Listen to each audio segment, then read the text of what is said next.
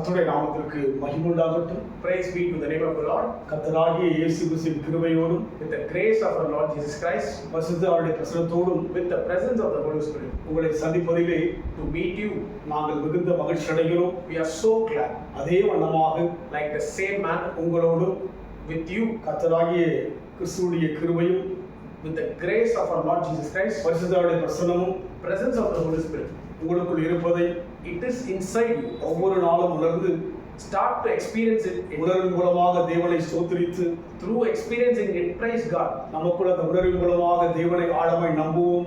By understanding the truth, understand God truly. காரணம், Reason, நம் தேவன் our God is இந்த புதிய ஆண்டிலே in this new year. உன்னை அதிசயங்களை காணப்பண்ணுவேன் என்று வாக்கு கொடுத்திருக்கிறார். God has promised us, I will show you my wonders. அவர் அதிசயத்தை நம் வாழ்க்கையில் காண்பிக்க விரும்புகிறார். He wants to reveal His wonders in our life. அவருடைய அதிசயத்தை நாமும் இந்த ஆண்டிலே காணப்போகிறோம்.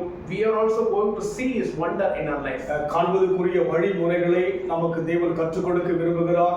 God wants to instruct us, teach us the ways to receive that wonders. அதை எப்படி கற்றுக் கொடுப்பார்? What is that way? அவருடைய வேதத்தின் மூலமாக தான் கற்றுக் கொடுப்பார். How God will teach us is through His word. He will teach you. எந்த ஒரு வார்த்தையும் Whichever word, வெளியிலிருந்து வராதபடிக்கு, it will not come from outside, ஒரு மனுஷனுடைய சுயத்தினால் வராதபடிக்கு, not from the man's own desire. அனைத்து வார்த்தைகளும், All the words are, அனைத்து வாக்குத்தத்தங்களும் all the promises of God are, வேதத்தின் மூலமாய் வருகின்ற பொழுது through the Bible it is coming. நாம் தைரியமாய் இருக்கலாம். So let's have courage today. ஏனென்றால் எல்லாம் ஒழிந்து போகும். So everything will disappear, அவருடைய வார்த்தைகள் ஒழிந்து போகாது. but His word remains forever. அதனால் வேதத்தையே சார்ந்து வாழ்வோம். So depend only on God's word today. ஒவ்வொரு நாளும் வேதத்தின் வசனங்களை தியானித்து வாழ்வோம். In our day-to-day life, meditate God's word daily. இந்த வேளையிலும் கூட In this time also, சங்கீத புத்தகம் 119 சங்கீதம் Psalms 119, 18 வசனம், verse 18. உமது வேதத்துள்ள அதிசயங்களை நான் பார்க்கும்படி என் கண்களை திறந்தருளும். Let my eyes be open to see the wonders of your law. உன்னை அதிசயங்களை காணப்பண்ணுவேன் என்று ஆண்டவர் வாக்கு கொடுத்திருக்கிறார். God has promised this year, I will show you my wonders. அந்த அதிசயத்தை நாம் அனுபவிக்க வேண்டும் என்று சொன்னால், We want to experience that wonder in our life. அந்த அதிசயம் என் வாழ்க்கையில் நடக்க வேண்டும் என்று சொன்னால், That wonder should happen in my life. இந்த சங்கீதக்காரன் சொல்கிறார், The psalmist is saying, வேதத்துள்ள அதிசயங்களை நான் பார்க்கும்படி என் கண்களை திறந்தருளும். let my eyes be open to see the wonders of your law. நம்முடைய கண்கள் தெளிவாய் இருக்கிறது. Our eyes are clear. எல்லாவற்றையும் பார்க்கிறோம். We can able to see everything. எல்லா காரியத்தையும் படிக்கின்றோம். We are reading everything. நம்முடைய வேலைகளை சிறப்பாய் செய்கின்றோம். We are doing our works correctly. ஆனால் வேதம் சொல்கிறது, But Bible says, என் கண்களை திறந்தருளும். let my eyes be open. இந்த சங்கீதக்காரன் ஒரு குருடன் அல்ல. This psalmist is not a blind. இவன் எல்லாவற்றையும் காண்கிறவன் தான். He is the one who can able to see everything. ஆனால் என் கண்களை திறந்தருளும் என்று சொல்கிறார். But he is saying, let my eyes be open. இதன் அர்த்தம் என்ன? What is the meaning of it? உமது வேதத்திலுள்ள அதிசயங்களை பார்க்கும்படிக்கு, To see the wonders of your law. நாம் இந்த வேத வசனங்களை எழுத்தை போல பார்க்கிறோம். We are looking at this Bible as just a words. எழுத்துக்குள் இருக்கிற தேவனை அதிகமாக நாம் அறிந்து கொள்ளாமல் இருக்கிறோம். We are not understanding the word inside of the word. God is there. ஒவ்வொரு எழுத்துக்குள்ளும் ஒவ்வொரு வார்த்தைக்குள்ளும் தேவன் இருக்கிறார். Each word, each sentence, God is there. தேவன் பேசுகிறவராய் இருக்கிறார். God is the one who is speaking to you. நம்மை பார்க்கிறவராய் இருக்கிறார். He is looking at us. அதனால்தான் சங்கீதக்காரன் சொல்கிறார், That is the reason psalmist is saying, வேதத்துள்ள அதிசயங்களை நான் பார்க்கும்படிக்கு, to see the wonders of your law. வேதம் என்பது அதிசயம். Bible is a wonder. இன்றைக்கு ஆயிரக்கணக்கான லட்சக்கணக்கான புத்தகங்கள் இருக்கலாம். Today we can able to see lakhs and millions of books around this world. மத ரீதியான புத்தகங்கள் இருக்கலாம். Religious books are also there. ஞானத்தை வெளிப்படுத்துகிற புத்தகங்கள் இருக்கலாம். To give the knowledge, there are many books. சிறந்த கல்வியை வெளிப்படுத்துகிற புத்தகங்கள் இருக்கலாம்.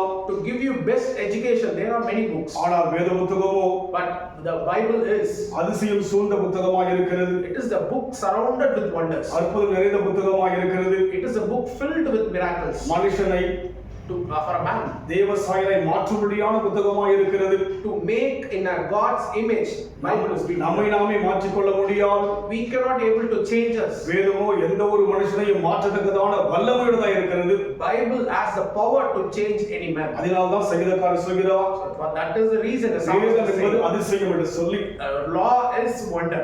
அந்த அதிசயத்தை பார்க்க வேண்டும் என்று சொன்னால் To look at that wonder, என் ஆவிக்குரிய கண்கள் திறக்கப்பட வேண்டும். our spiritual eyes should open. மாம்ச கண்களிலே It is not with the eyes of human. பல சோதனைகளை பார்க்கலாம், We may look at many troubles, வேதனைகளை பார்க்கலாம், sufferings, பயப்படும்படியான காரியங்களை பார்க்கலாம். fear situations. ஆனால் வேத வசனத்துடைய எழுத்துக்கள் But the words of the Bible, அதிசயமானது. it is wonder. அதை அனுபவிக்க வேண்டும் என்று சொன்னால் When we start to experience it, உள்ளான கண்கள் திறக்கப்பட வேண்டும்.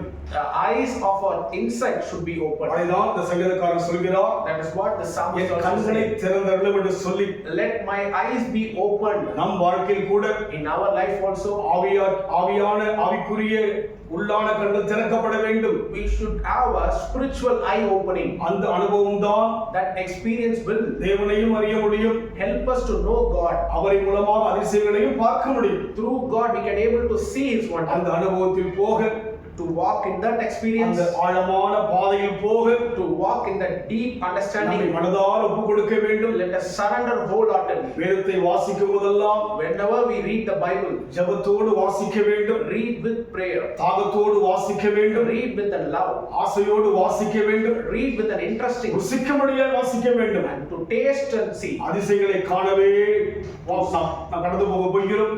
We are going to see the wonders. அதிசயத்தை காண்பிக்கவே தேவன் விரும்புகிறார். God is happy to show the wonders. நாம் தேவனை நோக்கி பார்ப்போமா?